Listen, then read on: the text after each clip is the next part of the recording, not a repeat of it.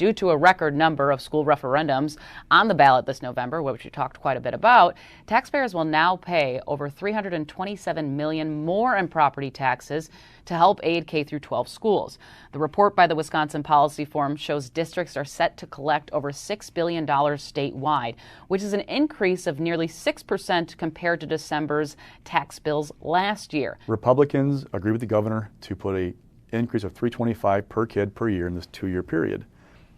But with referendums being approved, districts are bumping up their number, right? So they're getting that $325 on top of what they approve to increase their cap, or increasing property tax on themselves.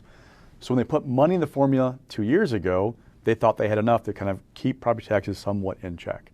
But as these districts approve more spending, it kind of has the opposite effect, right? Mm-hmm. So looking forward, one thing to note is that Governor Evers' 400-year veto that changes that puts in place $325 per year going forward doesn't kick in until the next year.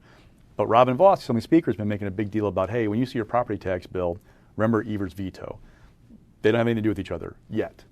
Next year's property tax bill could, depending on a couple things. One, how much state aid does the state put into this formula, this next budget?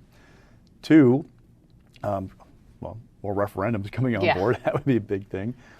Do they agree on a change in the budget? So even though the governor vetoed that language and put it in place for 400 years, it can be changed at any time. And then finally, there is a Supreme Court case right now. We heard all the arguments whether the governor exceeded his authority with that 400-year veto. Jill Karofsky, liberal, kind of went, is this too much, essentially? Like, we've seen these vetoes before, but have we gone too far? Is there a line we should draw? So that's a big question.